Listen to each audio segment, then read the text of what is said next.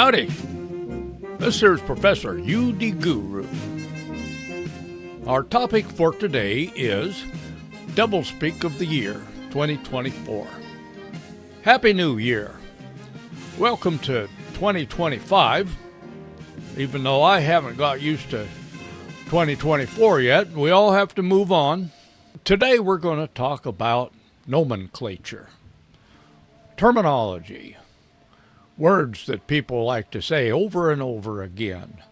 The following fad nomenclature for the year 2024 includes 31 flavors of cringe and vileness, ranging from true doublespeak, wherein what's being said is generally the opposite of what's being communicated, to simply distasteful and annoying and or misleading, guerrilla marketing, trendy catchphrases, fashionable slogans, stigma bombs, psychobabble blather, flavor-of-the-week-cliches, and faddish jargon lingo. Most of these examples are from the past year or so, but there's also some pustules of pontification that have been building up inside me for some time, as well as a few bonus buzzwords from back in the voodoo era, when the horse hockey was hitting the fan so fast you had to wear a mask and a face shield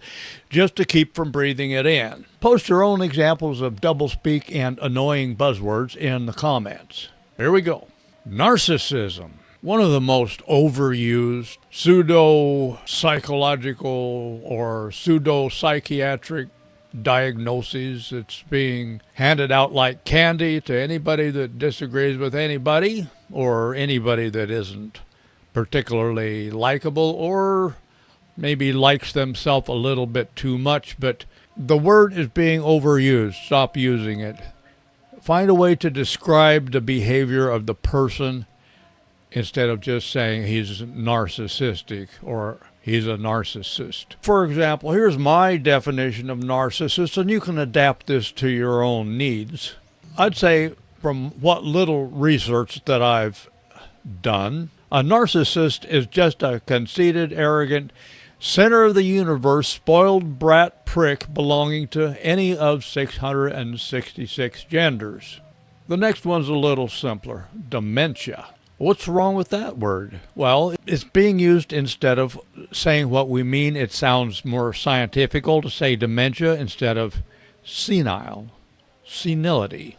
What's wrong with the word senility? Well, for a while they were using the A word. I had a friend. He's not with us anymore. I knew him when he was 88. Marvin Siefkin. He was the former circulation manager for the big newspaper in Minneapolis, St. Paul. When I knew him, he had, it starts with an A, Alzheimer's. They used to say Alzheimer's. Now they're just saying dementia. So I guess whatever your flavor of the week is for, here in the Philippines, they got an old-fashioned word for it, ulianon. The root word uli means go home. So I guess accurately enough, someone who is ulianon is someone who's kind of on their way home, wherever that might be. Dementia, just say senility.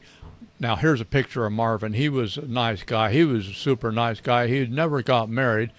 A longtime friend of his, who happened to be a friend of mine also, an old feller named Mac, found Marvin being mistreated in a nursing home and fed bad food, and got him out of there and took him home with him and took care of him the rest of his life. Marvin Siefkin, he used to tell a story about when he was circulation editor back in the big newspaper. He was invited to a dinner at the White House. What's her name? I believe her name was Eleanor Roosevelt. Or what is it, Jill Truman? One of those ladies, Dwight Eisenhower's wife. She was first lady anyhow. I'm not good on, pre-JFK politics because I'm only so old. I may look old, but I'm not infinitely old, so I don't really know the difference between Roosevelt, Truman, and Eisenhower. Amy Eisenhower, Eleanor Roosevelt. I just don't know. It was one of those girls.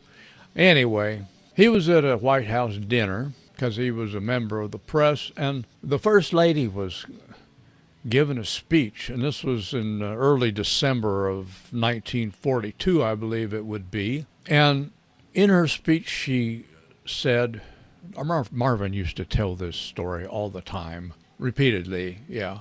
The First Lady said in her talk, and isn't it horrible what happened at Pearl Harbor? The problem is, Marvin went on,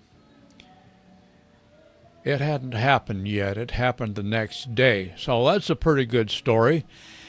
And here's another Marvin story, since I got his picture up for you to look at. One day we were watching TV, and we had just watched a news item, a news feature about Alzheimer's disease. And when it ended, he looked at me and he said, you know, I used to know what Alzheimer's disease was, but I've forgotten. Call it dementia, call it senility, but I prefer senility because it was a perfectly good word, and it will be good enough for me soon enough. Here's another one, another fairly mild but slightly annoying buzzword, popularized recently by some young jackass who made his very own gun and whacked a CEO of an insurance company. I forget his name, but in a famous video clip, he said something about lived experience. Okay, lived experience is redundant. Just say life or experience, one or the other. It all means the same thing, and lived experience is a popular buzzword, and I think it sounds kind of disgusting to use popular buzzwords when you don't need to. Here's another one. Here's a good one. Autism spectrum. I'm autistic. I don't have to be nice to you. You say that to your boss. I'm autistic. I don't have to be nice to your customers. Instead of saying autistic, I would say immature whiner who has no social skills and thinks that makes him better than other people. Because believe it or not, having social skills is an effort for anybody, not just the proud weaklings who don't feel like bothering right now, which I would redefine as a teensy-weensy imaginary problem.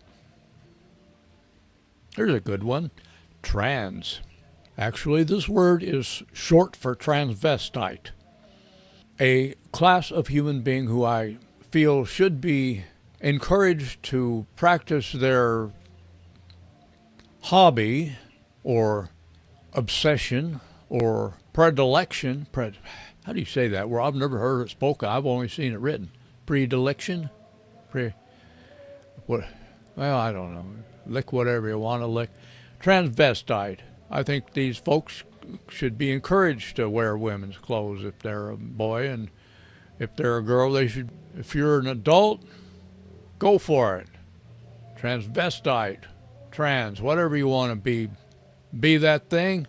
Stay out of my way and stay away from my children. Speaking of which, gender-affirming care, which I would call Dr. Frankenstein's highly profitable pseudoscience project, like a science project, but not quite science. Oh, here's just kind of a little stinky, annoying habit that some people are taking up. Hospital, university. Instead of the hospital, the university, he's in hospital.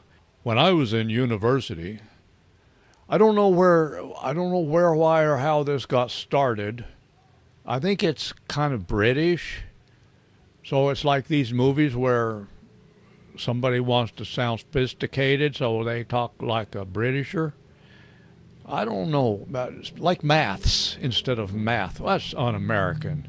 Don't forget that the in front of hospital or university. And maths, that's British. Don't try to sound sophisticated by sounding British, because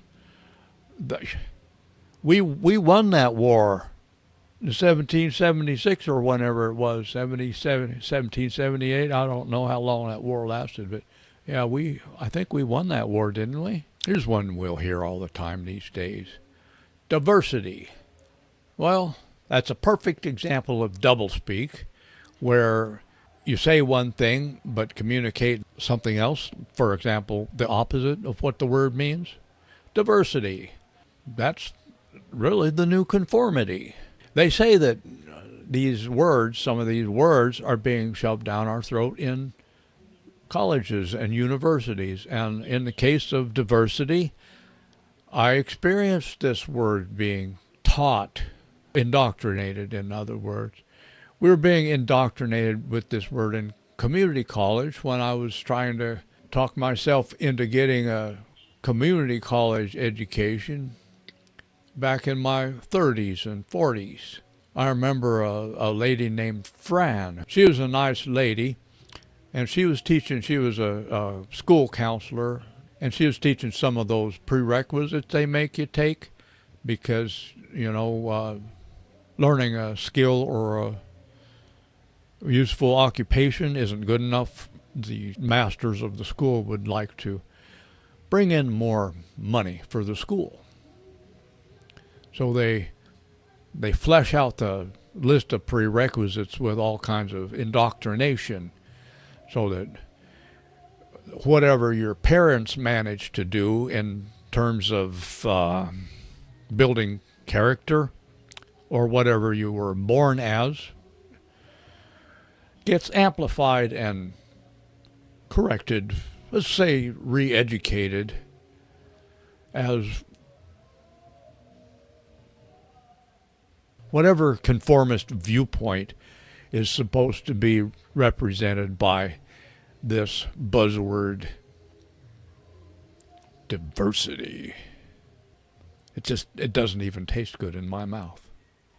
Similar to inclusion, which I would define as pity first and ask questions later. How dare you hire somebody because they deserve the job? How dare you? You racist. There's a good one. Trigger warning, which is obviously just a reward for weakness. Let's reward weakness, why don't we? Relatedly, equity. Now here I'm going to have to read this. It's a little too long. Control freaks fantasizing about always getting their way unless you're on the other side, or even miss one dogma point in your personal belief system. And, the actual conservatives have probably a better grasp on what that actually does in society, but I kind of like my definition a little bit. Here's a good one. Protected group. Well, this refers to everybody except white heterosexual men, or anyone who watches Fox News, and all MAGA people. A personality disorder diagnosis is actually a societal death sentence and or excuse for bad behavior, depending on the person or the situation. Now, I'm not condoning or saying that it's normal to have bad behavior, whether it's illegal, criminal, disrespectful.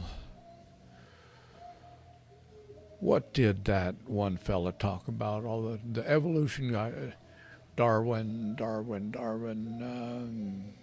He talked about maladaptive behavior. Bad behavior is bad behavior, right? But that comes from a person's personality. A person does something bad all the time, something wrong all the time, something maladaptive all the time, something self-destructive all the time. That's their personality. Don't turn over your opinion-making apparatus about people to the branch of pseudoscience called psychology or psychiatry. That is not a science. Do not let them put words in your mouth. These personality disorder diagnoses that they're flinging around are not diseases or disorders. People don't have personality disorders. They have personalities. Do not stigmatize yourself or someone else with these words like autism spectrum, ADHD, narcissist, and all the others that I'm trying. Here's a good one. Passive aggressive. Okay, that one's been around a long time, and it's not as bad as the others because it is fairly descriptive. Someone has a passive way of aggressing on you. It's actually a pretty good description of what goes on. Speaking of psychology, we have this word therapy or counseling. Well, for the most part, I mean, sure, people need someone to talk to. I prefer counseling over therapy. Counseling is just advice. You need advice, go talk to somebody. Talk to your parents, your grandparents, your aunt, your uncle, your neighbor, your friend, your teacher, your counselor at school, whatever. I would tend to consider therapy a form of psychological re-education. Of course, any therapist, psychologist, or psychiatrist can accidentally give good advice from time to time. These things happen. Rarely enough. Mostly they just pass out, poisons and what do they call them? Call it medicine. Pharmacological poisons. Seems like most of these school shootings are being carried out by people who are taking shrink drugs, I call them. But yeah, avoid therapy, get some advice, and change your behavior. That's my advice. Oh, this word's been around forever, but once upon a time somebody wrote a book on how to do it right. Grief? How to do grief right? Give me a break, please. That is up to you. It depends on who kicked the bucket. It depends on how you feel about it. It depends on how you want to react about it. I do not believe this horse hockey about, it's kind of a Freudian thing. And then, I used to study primal therapy when I was like 19 and stupid. I'm still stupid, but I'm not 19 anymore, thank goodness. There is not some bottomless pit of trauma where we store up bad experiences inside of our psyche and then live out this trauma the rest of our life, and then some professional has to come along and help us empty the bucket. The way I like to look at it, and I don't care to try and sound scientifical about this, if you look at a lizard stuck to the ceiling, and if you don't have lizards, you can just imagine this. We got lizards here where I live, right next to the light bulb. Every time a mosquito or some little bug flies past the lizard, he sticks his tongue out, and he usually doesn't get nothing. If he did get everything, he'd be a fat lizard. But they usually don't get anything. They just kind of sit in one place for a while, and every time they see something move, they stick their tongue out. Every once in a while, something sticks to their tongue and they eat it. My advice to you is, when it comes to emotions, including grief, definitely including grief, which is just sadness extended over a greater spectrum of intensity and duration, and then falsely imbued with all these, the stages of grief. Give me a break. Just imagine that emotions are something that belong outside of you. Don't imagine emotions as something that's stored up in you and needs to be released, to the detriment of society for the most part. Like those bugs flying past the lizard, don't be like that lizard. Don't stick your tongue out and try to stick every emotion to your tongue. Don't eat everything that flies past your face. You say, oh, well, there goes some sadness. Bye. There goes some grief. Bye. Oh, there goes some resentment. See you later. That's the way to deal with emotion. In my opinion, that's how mature adults deal with emotion. Of course, nowadays, with hover parents and all the other species of ridiculous, inept parenting that's going on, not that parent is a verb, by the way, since we're talking about weird language, you should teach your children to try and be strong. Grief is not something to wallow in. When I see something extremely wonderful, that's when I cry. I don't cry about sad things. I try to forget about that. I'd like to wallow in a little joy, if you don't mind. Well, here's a good one. At the end of the day, this is just a buzzword phrase that you hear way too often. This is something to say when you're trying to figure out what to say next. As far as I can figure out, it's just stop saying it. Tired of hearing it. And it usually doesn't mean anything. Compassion. Compassion is an extension of self-pity. Not every time. It's a perfectly good word. Just don't abuse it. Oh, the word abuse. There's a good one. Abuse. Don't use the word. It's overused. It's abused. Just say what you mean. Describe. Use a full sentence. Don't try to boil down a description into one word. When you do that, you're abusing the language. You just are. Passion. Overused word. Why can't you say hobby? Or if it is an obsession, say obsession. Interest. Special interest. Don't say passion every time. This word is being overused. In fact, I remember when I stopped using this word. It was many years ago. I was in my 30s. That's like a century ago, at least 30 years ago. I had a 2-bedroom duplex, and I advertised for a roommate, and this guy moved in. He didn't have any friends. He was in school full-time and spent all his time studying, and he had, saved up a bunch of money and blah, blah, blah. He had 2 cars, which he parked out in the street, because I was using the garage for my hobby, which was building compressed air engines or doing experiments with compressed air, that sort of thing. This guy owned his own duplex. He was a young guy, but he was a serious workaholic, and he had plans for his future. He was going to be a businessman. Okay? And he's a tall, geeky-looking guy with big teeth and fat hair. But he said, well, he was in the process of evicting the people from his duplex, the one he owned, so he could move in. And he said, in 2 months or 3 months or whatever, you should move in with me in my duplex, and then you could be my roommate in my duplex. We're talking about half the duplex, obviously.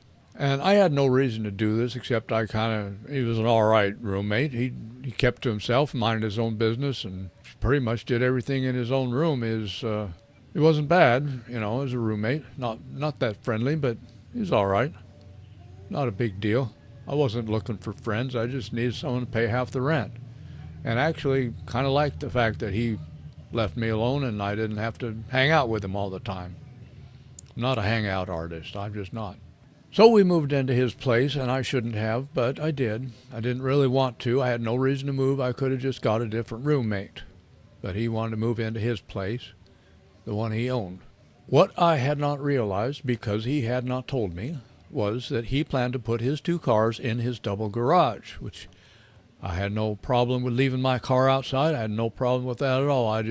I always wanted and needed a garage at that time because I had a workshop. I had all these projects, big compressed air machinery, air tanks and stuff that I was working with.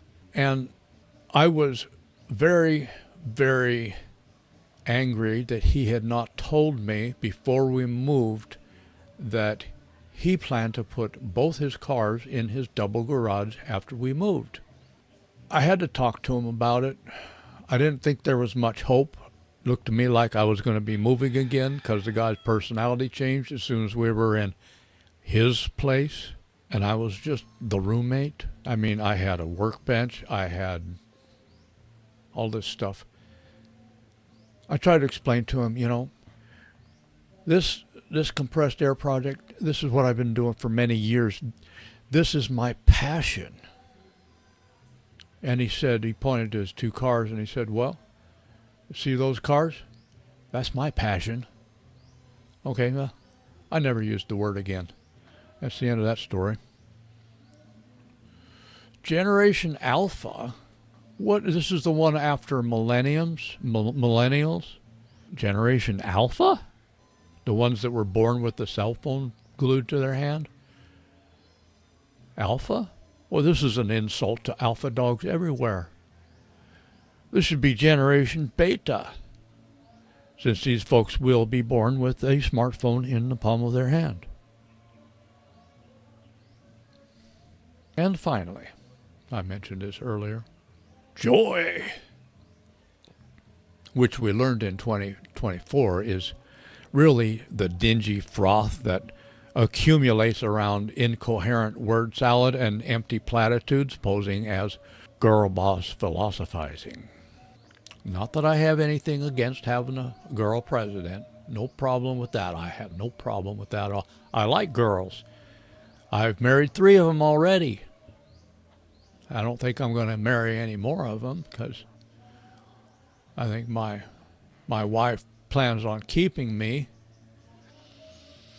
I don't know why, but she does, as far as I know. Been married for 20 years come February 5. In recent years, we've been subjected to these bonus buzzwords.